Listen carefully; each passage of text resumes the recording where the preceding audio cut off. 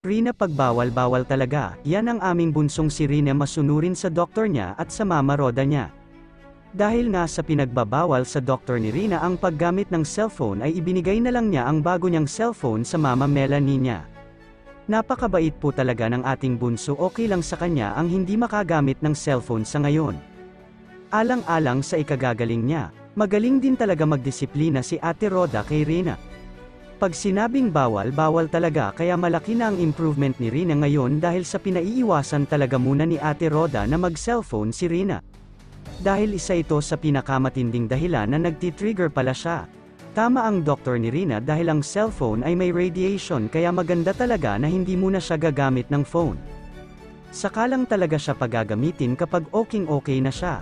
Maalala ko lang noong nasa kay Tatay Nestor pa si Rina ay halos wala yata itong pahinga ng paggamit ng cellphone kaya lalong lumala sakit ni Rina doon.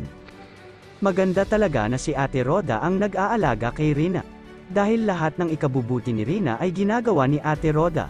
Saludo ako sa iyo Ate Roda, sana lagi ka lang sa tabi ni Rina hanggang sa gumaling na siya at kahit pa gumaling na si Rina sana ay magkasama pa din kayo. Alam ko mahal na mahal mo na si Rina at mahal ka na din ni Rina. Please guys, lagi po nating suportahan sila Kuya Val Santos Mat Ubang, si Kalinga Prab, at si Ate Roda Mix Vlog. Padami na din po sa munti kong channel at paki-like na lang po sa video kong ito. Maraming salamat po, good day and God bless po. Okay na. Bakit nga bawal sa'yo yung cellphone?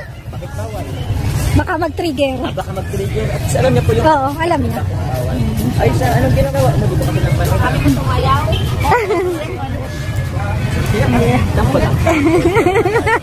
Ayaw na. So, ayan po.